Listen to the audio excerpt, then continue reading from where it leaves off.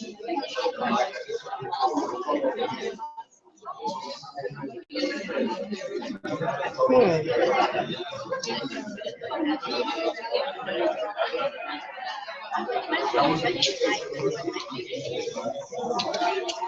class.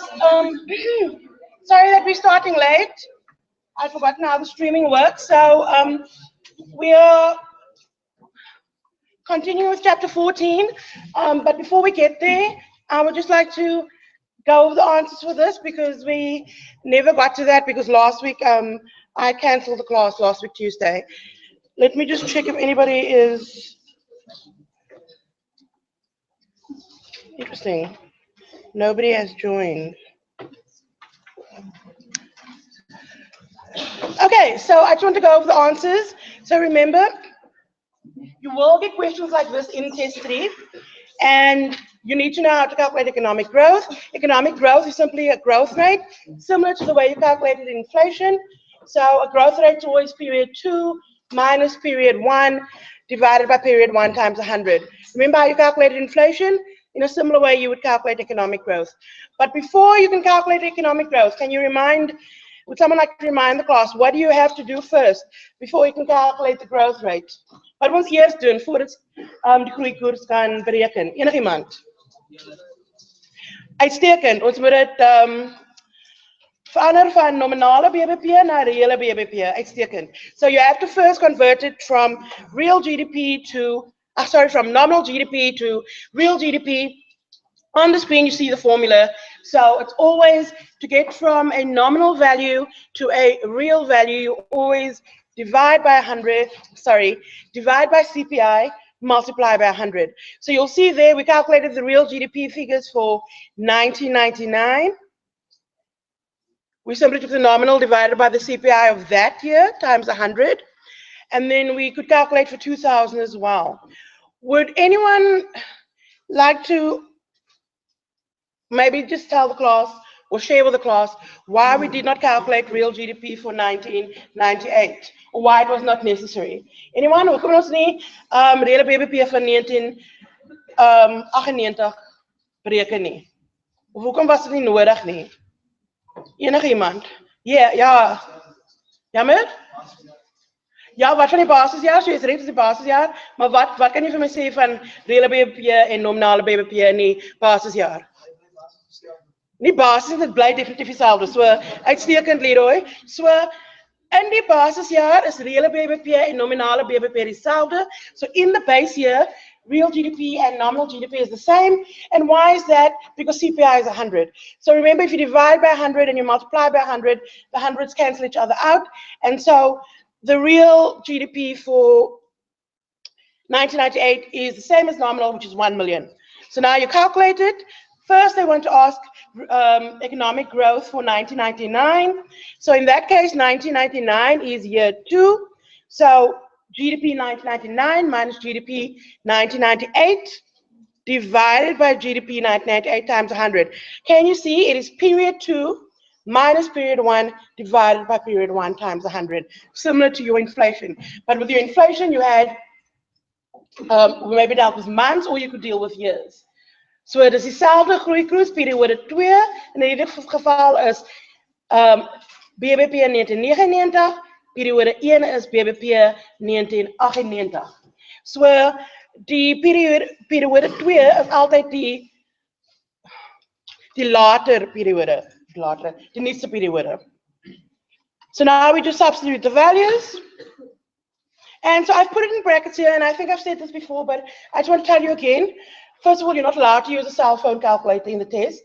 So you need to get a proper calculator. But even in class, if you're doing a TUT, don't use a cell phone calculator because the cell phone calculator might not have the BODMAS rule, which is brackets of division. So remember, division comes before subtraction, and that's why I put that in brackets. Because I didn't put in brackets, so for example, if you are doing it on your calculator and you just say this minus this, and then you click divide, on your cell phone, it'll probably give you the wrong figure.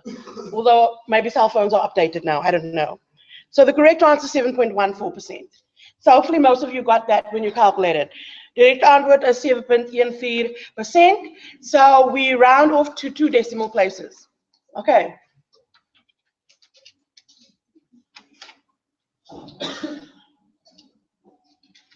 If I don't tell you, you can probably, no, rather give me 2 decimal places. Or actually, if it was 1 decimal place, 7.1% would also be fine. So if I don't tell you, then you can give 7.14 or 7.1. But if I tell you round off to 2 decimal places in the test, then you have to give me 2 decimal places. So that was economic growth for 1999. Now, some of you, when you calculated economic growth for 2000, you might have thought you did something wrong because you would have gotten a negative number. Let's have a look at that. So again, we've got the real GDP figures for both years because we calculated it already previously. How did we do it? We said nominal GDP divided by CPI times 100. So we have those figures. Now in this case, period 2 is GDP in 2000. En hierdie geval is die tweede periode of periode 2 BBP vir 2000. So dis BBP 2000 periode 2 minus BBP 1999 periode 1 gedeel deur BBP 99 vermenigvuldig met 100. So what do you get as an answer now? Even before we go on, you can see that GDP 2000 is a lower number than GDP 1999. So you expect a negative number. And the answer is minus 2.78 when you do the calculations. So next week there is going to be a TUT, and we will include some of these calculations, but there's also something else going to be in there. I'll talk about that in a minute. I realize some of you go home earlier, so maybe some of you are leaving the Friday, or you left the Thursday evening already. In that case, you just need to email me about attending an earlier TUT, so I can just inform the tutor and make sure the venue isn't overfull. Any questions about this? It's actually quite simple. If you could do inflation, which you could do, you can definitely do economic growth.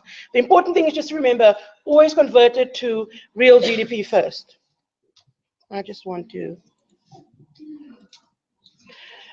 Okay, so we have 3. Now I just wanted to check if anybody joined us.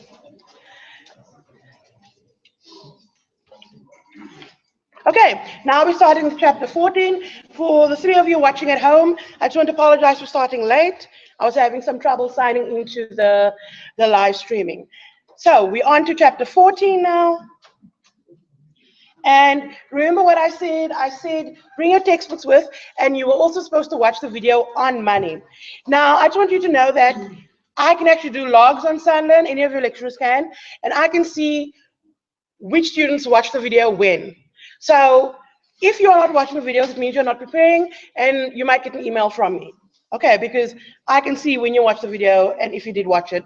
And so it's important that you watch the video. Now, the thing with the video is, I don't expect people. I didn't expect you to watch the video and know everything immediately after watching it one time. It's just like pre-class preparation so that you at least have an idea, and you will most likely watch it again. But you can't, so it's similar to pre-reading, but we know most students don't like to pre-read. To be honest, I probably only started pre-reading when I got to honors level, and that's because we had very small classes and you couldn't get away with not reading because the professor would definitely ask you. So here's a true or false question. I want you to discuss it with the person next to you. Those at home, just have a look at your notes or your textbook and say whether it is true or false, and you must be able to motivate. So I'm just going to ask random people, but again, discuss with the person next to you. So if I ask you, you are reporting back on the 2 people who are on either side of you. It's not just you. And you can have a look in your textbook. Remember I said bring your textbooks. Although it was in the video as well. I'm just going to give you 2 minutes for this question because it's not a difficult question. And then we're going to continue.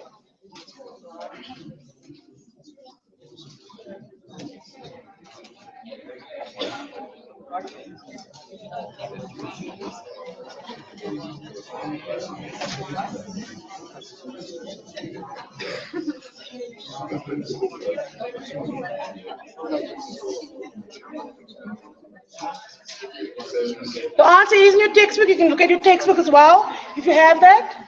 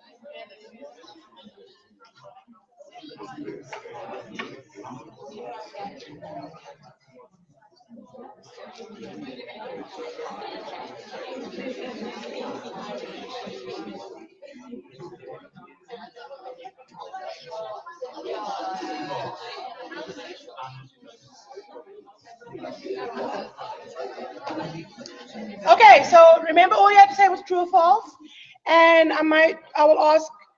Well, okay, let me ask you this way. So I want everybody by show of hands. Um, and for those of you at home, I will tell you what the majority of the class said. So if you think the answer is A, you put up one finger. If you think the answer is B, you put up two fingers. And I'm going to do it on the count of three, so no looking around to see what the others are. You go with what you said. So vir A, as dit waar, indien dit waar is, of jy dink dit is waar, een vinger, en nie die middelvinger nie, hierdie vinger, en if you think it's B, two fingers. Okay, let's go. One, so A, B. Three. Eager Beaver, 3, 2, 1, let's go. Okay, so for those of you at home, thank you. For those of you at home, there was somebody who put up his whole hand, but obviously there's always a joker in the class. And the majority of the class said false, so they chose true. So they they chose 2, sorry, which was false. So banknotes in circulation are part of the M1 money supply, but not part of the M3 money supply.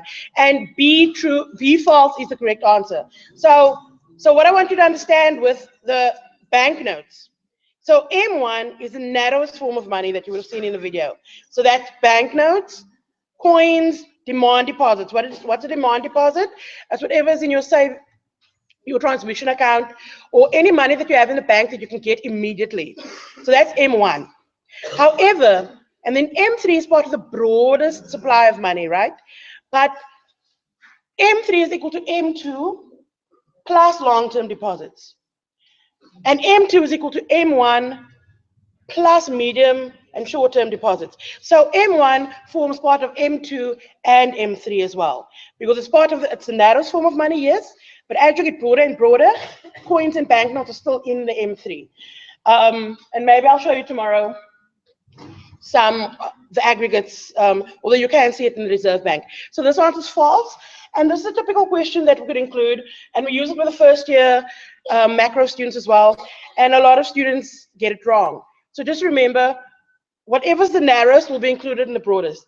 But if we had to reverse that and say long-term deposits are part of M3, but not part of M1, then the answer would be true. Just before we continue, tomorrow's lab session, it's important that you're all there. What we're going to do is you are going to start working on an essay question that is going to be in the test. So test 3 will include an essay question of about 20 marks. So it's important that you're there tomorrow, and the tutors will be there to help you, and I'll be there to help you. And then you will continue in next week's touch as well. So I just want to say it's important that you're there. So in the past, or whenever I give an essay question, I will tell students beforehand what the essay question is, so that you have time to work on it. And the sad part is, without fail, very few people get full marks. So why would you not get full marks for something I've given you before the time that you can work on? Your tutor can tell you if you're on the right track. There are some students who get full marks, but the majority don't. So please, you need to be in class tomorrow. And then next week, remember next week there's a computer test, a formal assessment. Okay, moving to the next question. So hierdie was onwaar. Good. Okay, so this you're going to discuss in your groups, again with the people next to you. So I want a definitie vir dubbele ooreenstemming van behoeftes. I'm looking for a definition of double incidence of wants. Ek wil weet hoekom dit nie van toepassing is in 'n geldekonomie nie. I want to know why it's not applicable in a money economy. And I want to know which function of money is applicable here. So those of you watching at home, what I want you to do is you need to email me your answers. So I will have a look at that in a minute. So, well, not, yeah. So please email me your answers. Those of you at home, I'll give you 5 minutes to do that.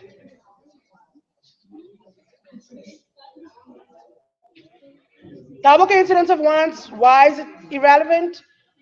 And which function of money is applicable here? How many functions of money were there from the video that you watched? 3, well done. Would you like to remind the class what they were? Or one of them at least. What do you use money for? Medium of exchange, very good. So there are 3 functions of money. She said medium of exchange. Anyone this side? Tweede functie van geld. Anyone this side? Second function of money. Yes. Unit of account, it's taken. What is unit of account? Leroy? Hoe sal jy verduidelik wat 'n unit of account is? Gee my 'n voorbeeld. Nou, hoe verstaan jy dit self? Sit in jou eie woorde. So what do you mean by unit of account?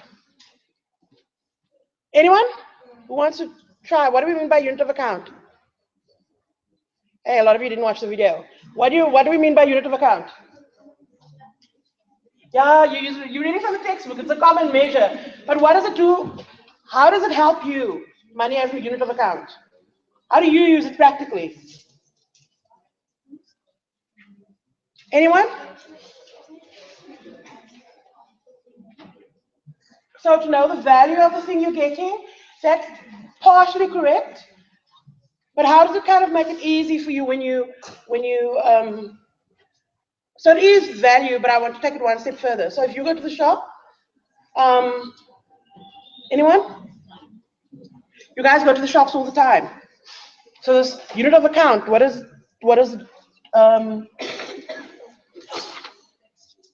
geld as 'n rekeneenheid? How does it make your life easier? Okay, let's give you an example. If we were in a barter economy, then there wasn't money, so then we wouldn't have money as unit of account. Then how would you know what a loaf of bread, what would a loaf of bread be worth, for example? Yes.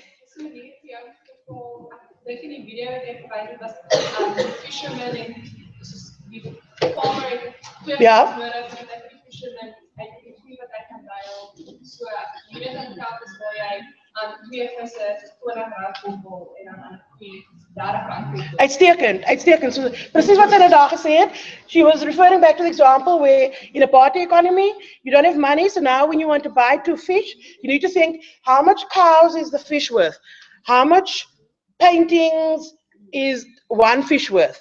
So a unit of account means that closely to what you said, but that was the more accurate answer, that when you go to the store, everything you're buying is measured in the same thing. So it takes away from what reduces your transaction costs. Uitstekend. Transactiekoste, gou net. Before we go, although it's not in this question, but I want you to think about these things. So what do we mean by transaction cost? Or what did you understand from transaction costs? What is transactiekoste? It's different to your bank, to what you traditionally think about your bank charges. Yes. Excellent. So remember, in economics, when we're talking about transaction costs, and specifically in this chapter, we are not talking about the amount you pay for the bank or bank charges, or like R2 per debit order or something like that. We're talking about the time and effort that you use in a barter economy. Because in a barter economy, you have to run around looking for someone who wants what you want. And it can be difficult, and that's closely linked to this question. So think about the artist who maybe paints these wonderful paintings, but the baker doesn't want a painting every day. So he needs a double coincidence of one. So again, sorry for interrupting you. Back to your discussion, 2 more minutes, and then I'm going to ask you for feedback. Discuss with the person next to you, or I assume you're done.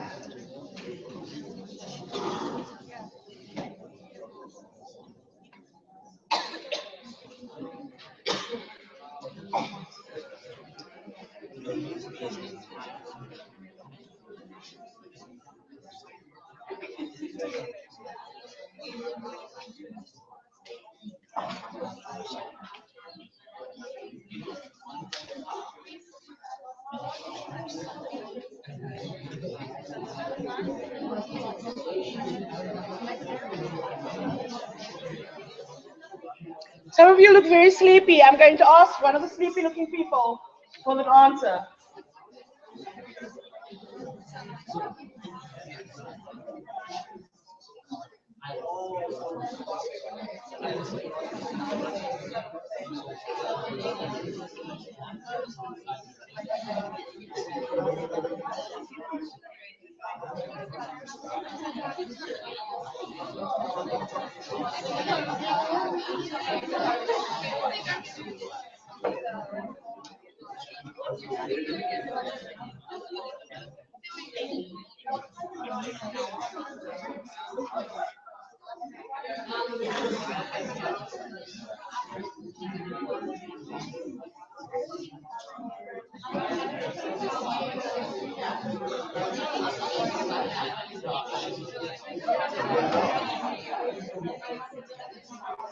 Okay, feedback time.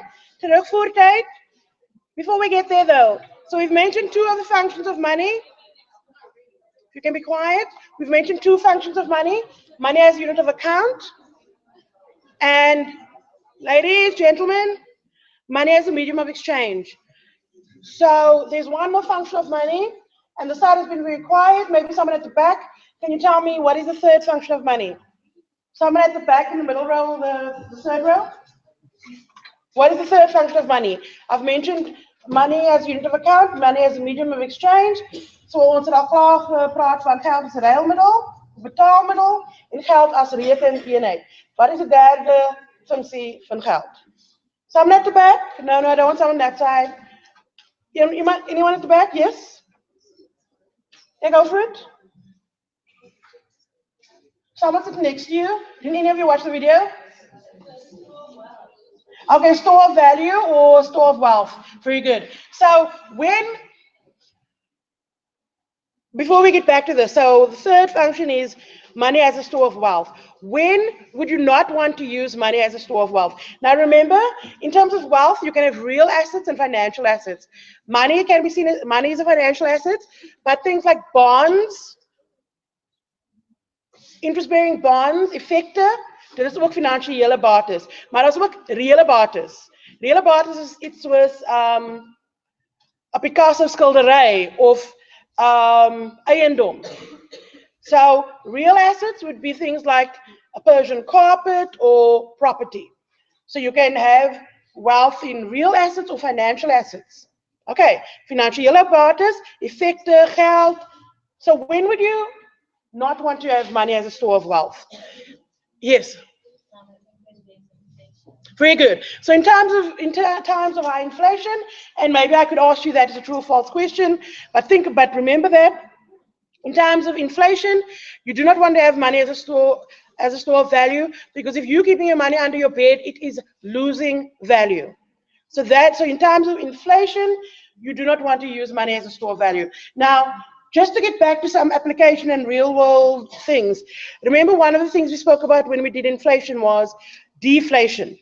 So one of the problems with deflation, why it's so negative, is that when the price is falling, people would rather hold onto their money, because in effect their money is kind of gaining value. And this becomes a problem for the economy because people don't want to spend.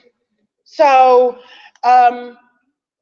that type of thing could happen with deflation, where people hold onto their money as a store of value because they think because prices are falling and they expect prices to fall even more, so let me keep the money, it'll be worth more next week, for example. So I just want to ask for some feedback, and we'll be back to the computer in a minute. So, ladies, what did you choose? What did you answer? Anyone? So what are you thinking? That's how you guys. So, I just want to know what you discussed. Remember, not one person, it's a whole group.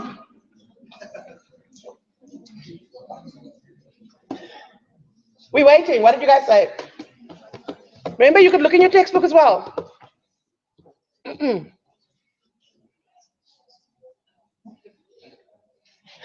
Discussion period's over. You just have to tell the class.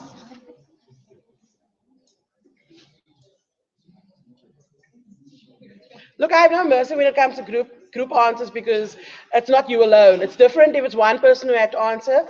Then I'm not going to put a spot on you, but I'm waiting for you guys to answer. Anyone in your group?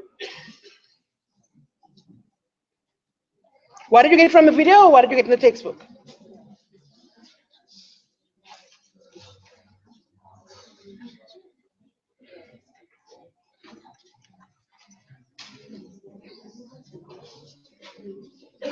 So imagine you're in a meeting at your work, in your place of work, and your boss says, Team A or Team B, what was your conclusion or what did you guys brainstorm?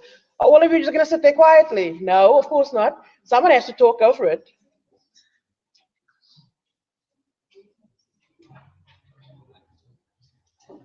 It's fine if it's wrong, give me something.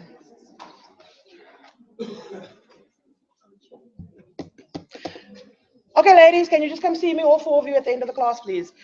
Anyone? Let me ask. No, you guys have already answered.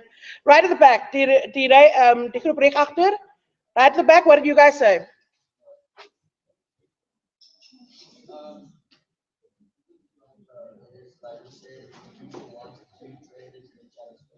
Okay, so the first part was double coincidence of wants.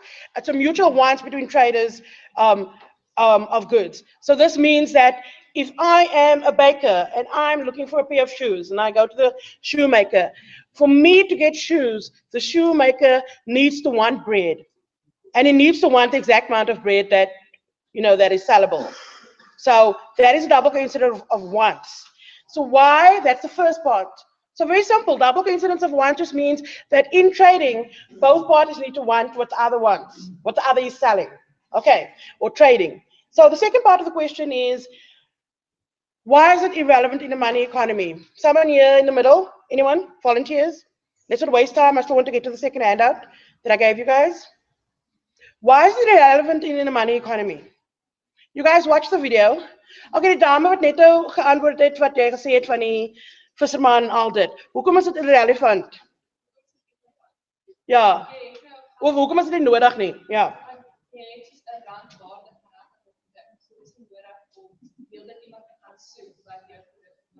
Okay, so gaan we een stap verder. We praten in termen van ooreenstemming van behoefte of praat van die behoefte. What will you misschien say? So what you were saying is, you've got the rand value of something, you know what it's costing in rand, so you don't have to go and walk around and look for someone, in my case, looking for 5 loaves of bread or 20 loaves of bread for 1 cow, for example. So the reason it's not necessarily double coincidence of wants is because everyone wants money. So everyone will accept money. So you're not going to have to look for anybody. There's money. Everybody will want money. So then the last part is, which function of money is applicable here? And I should have actually said there's actually kind of 2 functions here. It's the unit of account and it's the medium of exchange. Okay, because you can use money as a medium of exchange and you know exactly what it's going to be worth. More medium of exchange though. So, yes.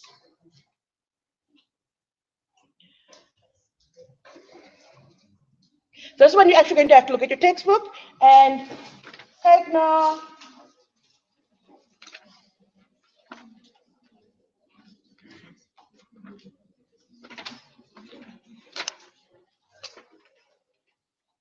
Ram 14.5. So look at box 14-5. There's 280 in the Afrikaanse book and in the Engelse book. So you need to look, those of you at home, look at box 14.5.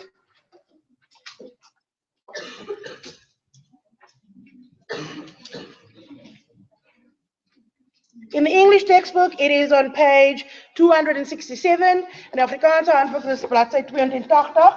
Monetization, an example. Geldskipping, a voorbeeld.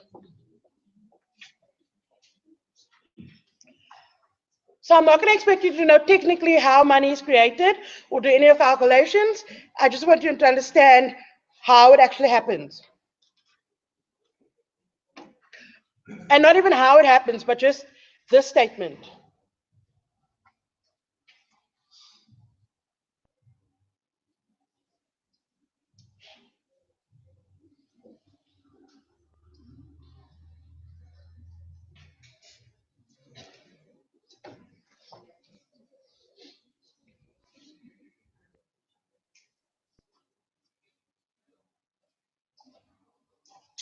Also, just a reminder, those of you who took part in the streaming project last semester or did streaming with Mr. Burrows, there are interviews today and tomorrow with the Center for Learning and Teaching. But you probably would have received an email about that.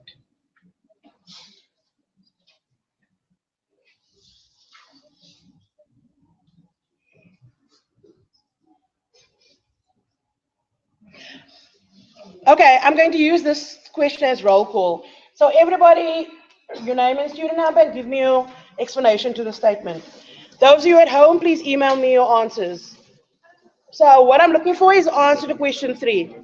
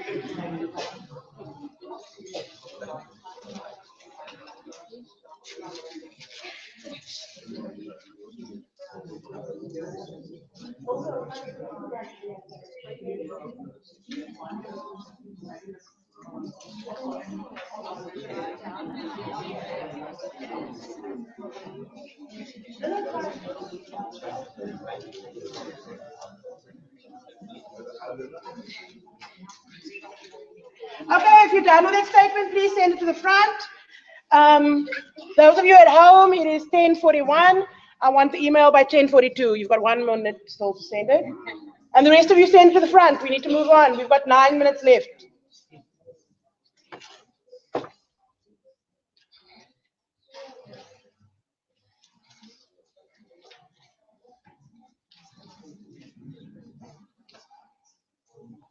Remember, box 14-5. It's a very small paragraph, and I'm not looking for you can give me 2 sentences. I just want you to understand. So, what kind of money can they create? How do they do it? Or just, what do they create? Send your answer to the front. We need to move on.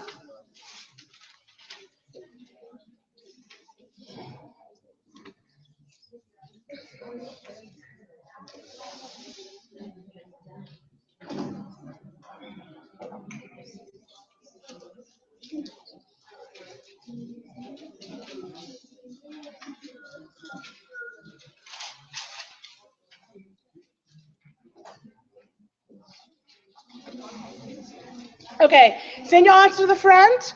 I want to just start talking about the demand for money. We need to start on the handout that I gave you. So those of you at home, if you go to SunLearn and you look under money and monetary policy, you will see there I put a PDF document saying the demand for money. So you guys need to open that demand for money on SunLearn. And of course, those of you who are here, I've made copies for you.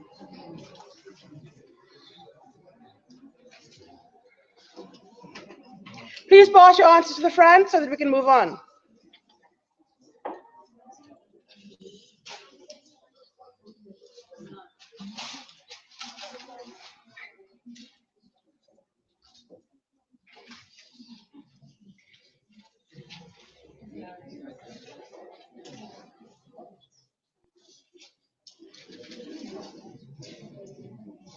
Okay, people, you need to send your answers to the front.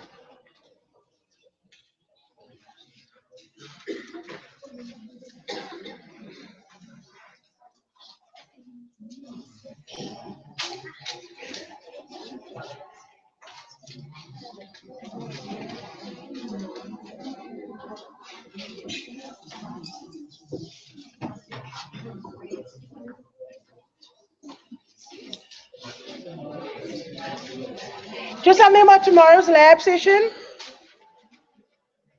I might have to cancel it, I don't want to, but some of the tutors might not be available to help out, but I will send you an email if it's cancelled.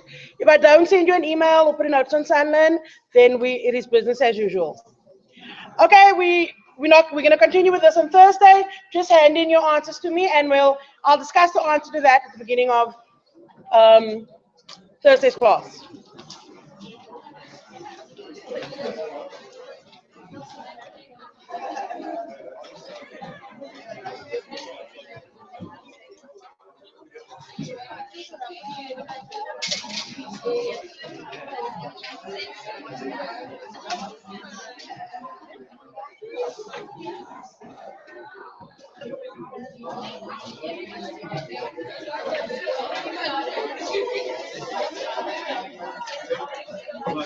Yes. I should be leaving WhatsApp on Thursday, but I just email you. Just email me about that which type you're attending. Okay, thank you so much. Okay, so those of you, if there's anyone still at home, let me.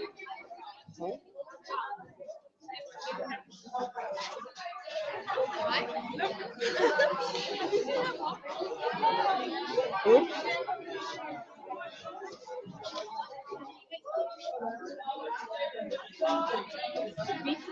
Oops.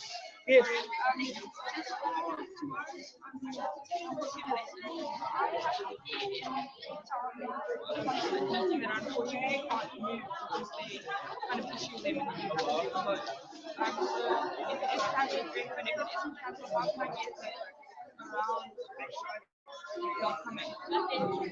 Oh no,